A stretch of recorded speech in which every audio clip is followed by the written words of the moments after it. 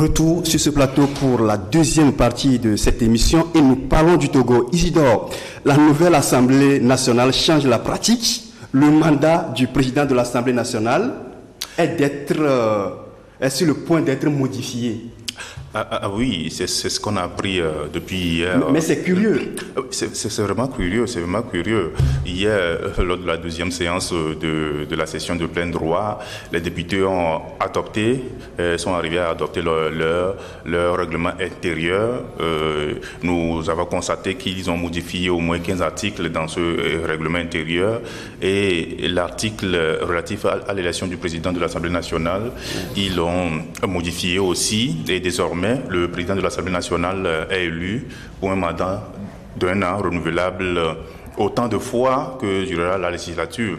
Et c'est quand même une aberration, cette disposition que les députés ont introduite dans le règlement intérieur, puisque cela va à l'encontre de la Constitution togolaise, puisque la Constitution prévoit en son article 54 que le président de l'Assemblée nationale est élu durant tout le mandat, toute la législature, qui dure 5 ans. On se demande aujourd'hui si les députés nommés le 20 décembre dernier, c'est-à-dire ne connaissent pas cette disposition de la Constitution, ou bien ils les ont fait sciemment pour plaire à quelqu'un. Bon, on ne comprend pas pourquoi des députés qu'on dit de la nation se permettent de violer ainsi la Constitution, la loi fondamentale du pays. C'est extraordinaire. Oui, mais quand même, c'est osé de dire que ce sont des députés nommés, ce sont des députés élus. Oui, l'apparition de l'alternative cette semaine a fait un bon titre. Oui, nous l'avons titré à l'alternative que l'Assemblée nationale aujourd'hui est prise en otage par des pantins. Vraiment, c'est des pantins parce que ce pouvoir, ce régime veut des gens qui vont l'accompagner dans ces dérives. Et vraiment, il les a trouvés, et ils sont rassemblés à l'Assemblée nationale aujourd'hui. Peut-on dire aujourd'hui que les députés nouvellement élus qui ont pris fonction méconnaissent les dispositions de la Constitution du Togo? Peut-être oui, peut-être non, mais avant d'aborder le fond du sujet, je crois qu'il est dit dans un livre de la Bible, je ne sais plus vraiment lequel, que malheur au royaume qui a pour prince un gamin. Et je pense que ceux qui ont imposé Faure Gnassingbé en 2005 en refusant de prendre leurs responsabilités nous ont mis dans une situation extrêmement grave. Et voilà les conséquences aujourd'hui parce que la gouvernance que nous observons depuis bientôt 15 ans est une catastrophe pour notre pays. C'est un recul inimaginable pour ce pays. Et on voit bien que à l'Assemblée nationale, Faure Gnassingbé veut mettre l'institution en coupe réglée, il veut caporaliser l'institution et nous allons de déconfiture en déconfiture. On sait déjà que la justice est sous les bottes de l'exécutif au Togo. Si on veut vous envoyer aujourd'hui en prison, il suffit de dire à un juge de prendre... il y a la modernisation de la justice. Il faut oublier ça. Et on sait aujourd'hui que la Cour constitutionnelle qui proclame les résultats est sous la coupe du régime. La preuve, les résultats qui ont été donnés la dernière fois n'étaient pas conformes même aux résultats que les CELI ont proclamés dans certaines préfectures. Et puis, comme si cela ne suffisait pas, il faut maintenant s'arroger l'Assemblée nationale. C'est une monarchisation du pays qui ne dit pas son nom. C'est-à-dire que celui qui est à la tête du pays a tellement soif de concentrer les pouvoirs, tous les pouvoirs dans ses mains, qu'il ne veut pas qu'une seule institution soit indépendante. Alors, c'est l'idée qui est derrière cette histoire de saucissonner le mandat du président de l'Assemblée nationale. Tout le monde sait que le président de l'Assemblée nationale est élu pour la mandature en cours, c'est-à-dire 5 ans. Nulle part au monde, on n'a jamais vu ça. Quelque part, on n'a pas un président de l'Assemblée nationale qu'on remplace chaque année. Mais pourquoi ils le font? Ils le font parce que au cours de la mandature qui vient de prendre fin, Faure Gnassingbé a eu des dissensions profondes avec Dramani. Sur les questions de réforme. Ça, c'est des choses que beaucoup de gens ne savent pas. On se rappelle également du discours de Dramani à la fin de la législature. Oui, sur les questions de réforme, les gens comme Dramani ont pris des positions qui ne l'arrangeaient pas. Et à un moment donné, ils ont voulu le débarquer, mais ils étaient confrontés à ces dispositions de la Constitution qui ne permettaient pas de le débarquer. Alors, pour se prémunir désormais de ces genres de choses, il veut un président à la tête de l'Assemblée chaque année, comme ça, si quelqu'un l'embête, l'année prochaine, il le dégage. On ne peut pas tolérer ça dans un pays. Nous ne sommes plus dans une république, nous sommes dans une monarchie où un seul individu décide de tout. Et donc, ces députés, ou je ne sais pas, députés ou députés, on peut les appeler, qui viennent d'être à l'Assemblée nationale, ce n'est que des exécutants. C'est des gens à qui on a demandé, modifiez-moi cette disposition, je veux que désormais, soit comme ça, et vous allez voir, la Cour constitutionnelle va utiliser des gymnastiques, des contorsions inimaginables pour faire passer ça. Mais quand même, alors, il faut que dans ce pays, les gens s'organisent pour arrêter cette dérive qui est en train cette dérive rampante de ce régime, parce que demain, les gens sont capables de prendre des dispositions qui vous interdiront même de sortir de votre maison ou, je ne sais pas, de voyager. Et donc, moi, je pense que la nouvelle Assemblée, là, elle est en train d'inaugurer quelque chose d'extrêmement grave. Ça, c'est le début. Vous allez voir ce qui va suivre dans les jours qui viennent. Et donc, c'est inimaginable. C'est dommage que notre pays soit toujours à la risée. C'est dommage que le régime soit toujours dans une posture d'un régime qui évolue de ridicule en ridicule. Et je ne serais pas étonné que demain, des juristes qu'on a toujours vu dans ce pays iront sur les médias pour défendre ces conneries. Mais le problème, c'est que cette disposition, bien cette initiative de l'Assemblée nationale va à l'encontre de la Constitution. Comment on peut soutenir, on peut défendre une position anticonstitutionnelle? Est-ce qu'on aura des raisons? Vous croyez que la Cour constitutionnelle va accepter des choses comme ça? Non, écoute, Ferdinand vient de le dire tout à l'heure, la Cour constitutionnelle, puisque la Cour constitutionnelle est également au bord de ce régime, finalement, elle va avaler cela. Tu sais, hier, ce qui est bizarre, hier, il n'y avait pas eu de débat.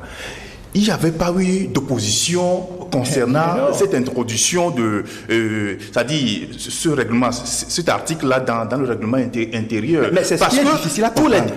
Tous les députés accompagnent. Ils ont voté à l'unanimité cela. Personne n'a levé le doigt pour dire ce que nous sommes en train de faire là, c'est à l'encontre de la Constitution. Non, faisons-le comme cela, ça ne peut pas passer. Personne ne l'a dit. On nous dit qu'il y a il y a l'opposition parlementaire, il y a des opposants dans cette assemblée, mais ce sont vraiment, pour reprendre le terme de l'alternative, ce sont des pantins. Oui. Parce qu'ils sont là seulement pour accompagner, pour avaliser ce que le régime veut. Mais pour admettre cela, ça implique la révision constitutionnelle. Il fallait réviser la Constitution d'abord. Mais comment Encore dans ce pays, il faut encore réviser la Constitution parce qu'on veut plaire à quelqu'un, on veut plaire à un monarque qui veut concentrer tous les pouvoirs dans ses mains. Mais le Togo, où allons-nous exactement? Ferdinand, on doit avoir peur.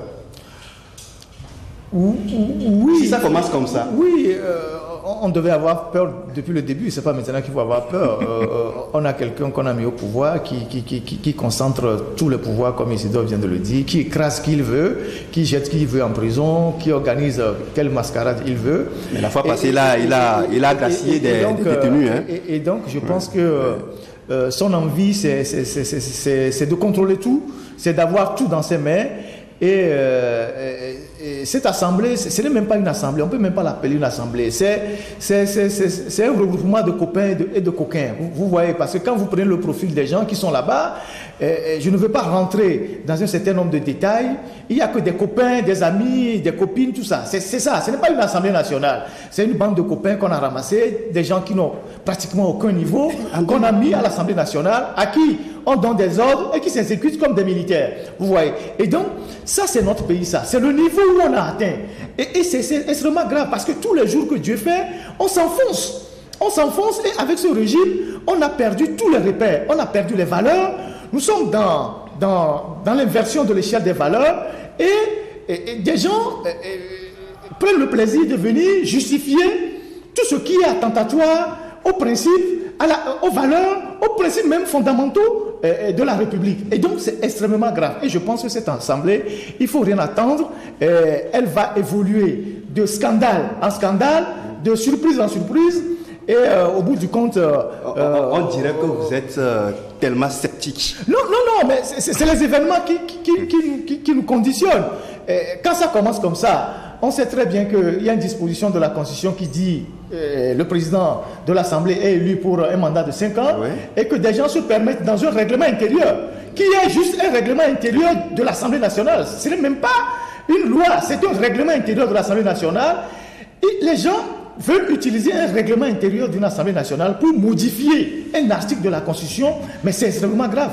Oui, maintenant, quelle est la solution? Comment faire pour sortir, bien pour arrêter l'hémorragie? Ah oui, que faire?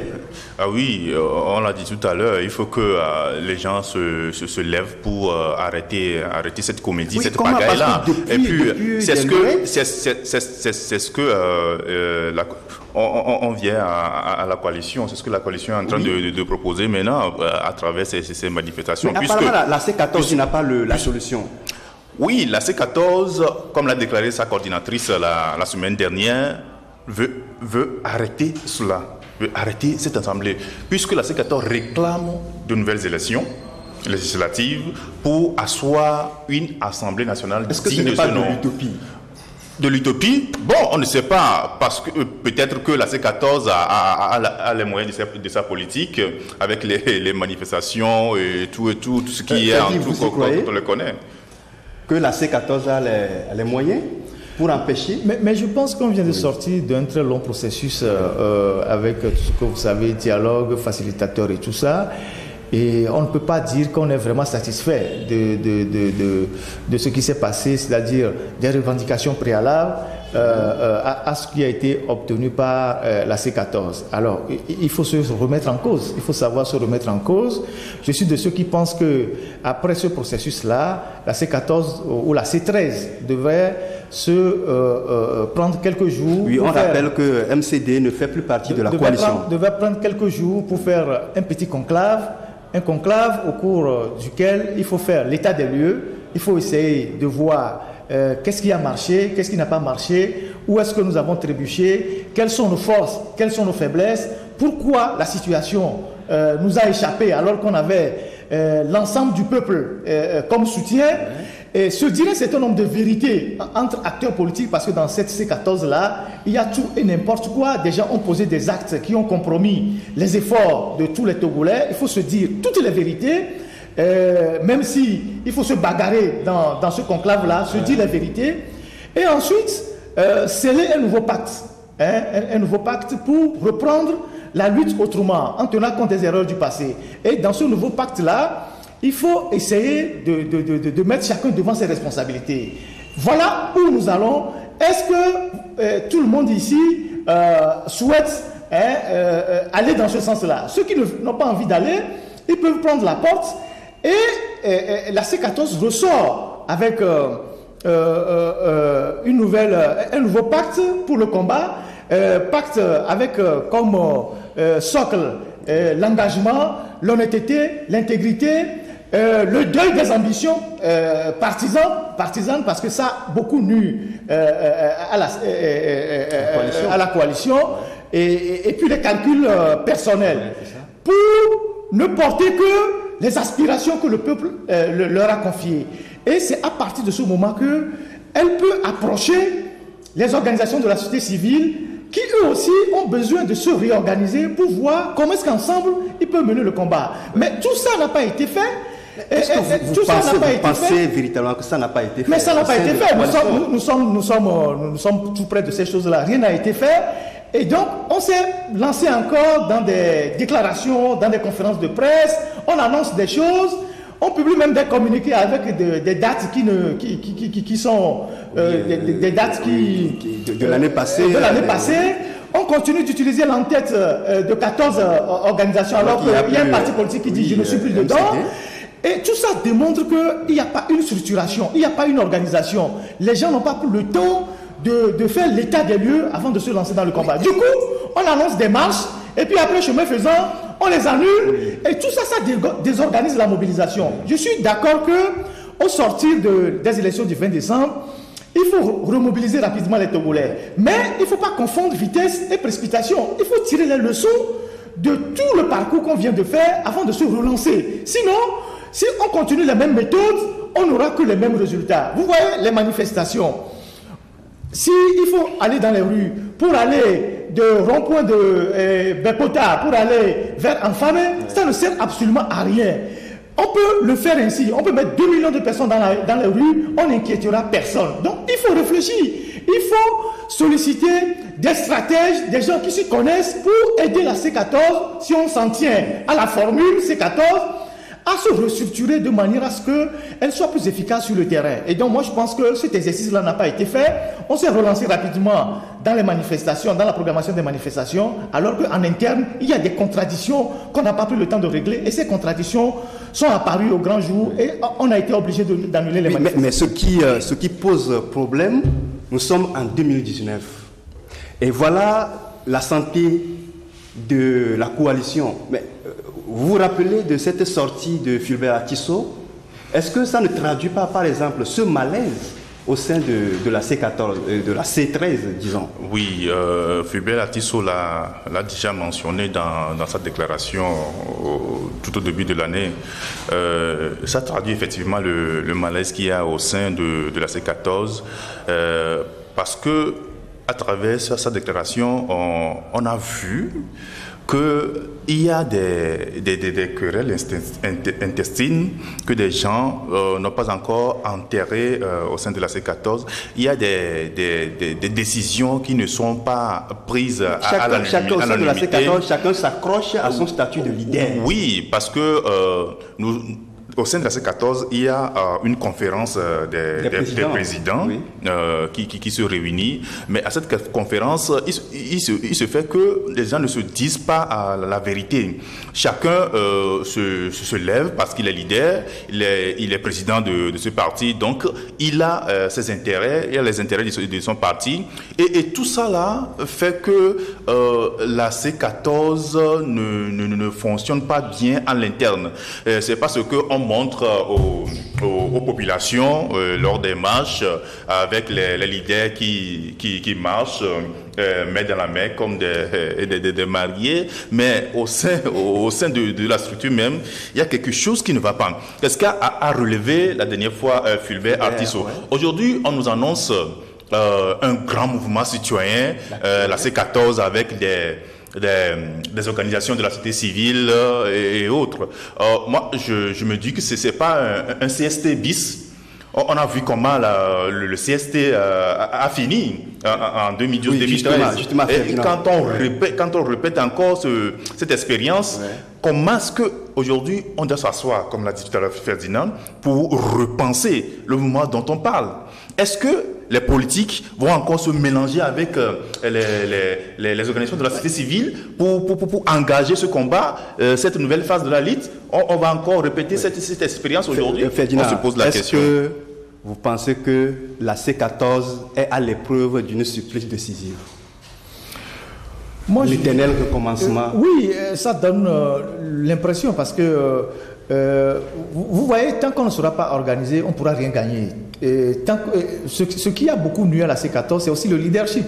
Parce que vous êtes 14 personnes et à chaque fois que vous allez rencontrer des partenaires, chacun parle en son nom ou chacun passe derrière son prochain pour aller vendre son image ou son propre schéma. Les gens ne vous prennent pas au sérieux. À partir du moment où vous êtes dans une coalition, il y a un minimum d'organisation qu'il faut avoir. Ne serait-ce qu'un petit règlement intérieur. Il y a des gens aujourd'hui qui ne vont même plus aux réunions. Ça, tout le monde le sait. Et qui se promènent, qui viennent quand ils veulent et qui multiplient les déclarations sur les médias, tout ça. Et dans cette C14, je ne comprends pas pourquoi parfois on est trop enclin à parler devant les médias alors qu'on n'est pas encore prêt. On annonce les choses alors que rien en interne n'est encore décidé ou ce n'est pas bien pensé. Après, on se rend compte qu'on a fait une erreur. Vous voyez, j'ai vu la dernière fois, j'étais à l'extérieur, on a balancé un truc sur les réseaux sociaux pour dire que oui, la diaspora a contribué pour aider la C14. On a fait un bilan financier de 43 millions. Oui. C'est extrêmement grave ce genre de comportement. Parce mais justement, en quoi c'est grave? Ça veut dire qu'on n'a même pas une culture de combat. Est-ce que vous imaginez, dans quel pays au monde vous imaginez des mouvements qui sont en train de se battre pour libérer un peuple et publier leur source de financement? Parce que les gens demandent des comptes. C'est pas parce que des gens demandent des comptes qu'il faut sortir des trucs comme ça. Quand quelqu'un vous envoie 20, 30, 50, 100 euros, vous lui envoyez un remerciement privé. Vous ne sortez pas des publications comme ça pour dire que oui, la diaspora vous a envoyé 43 millions. Encore qu'une somme dérisoire, parce que ça là même, ça va faire rire le pouvoir, parce que le pouvoir va dire, mais ils n'ont même pas d'argent. Je ne sais pas si vous comprenez, si c'est 2 milliards que vous avez sorti, 5 milliards, le pouvoir va trembler. Ça veut dire qu'en réalité, on n'a même pas de culture de combat, de lutte. Vous avez vu l'ANC en Afrique du Sud, pendant longtemps, ils ont été soutenus par plusieurs pays, même des pays de l'Afrique de l'Ouest ici. Et quand Mandela est venu au pouvoir, tous les pays qui ont soutenu l'ANC, ils ont été exemptés de visa.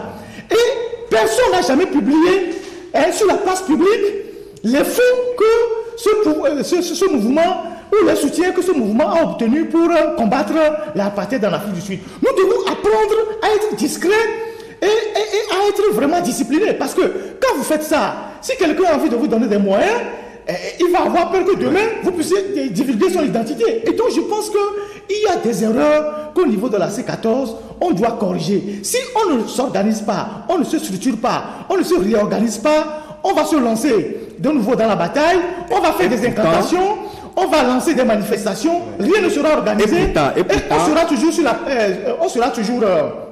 on va tourner en rond, et au bout du compte, on va dire oui, le régime est ceci, le régime est ça. Aujourd'hui, le régime est plus ou moins faible.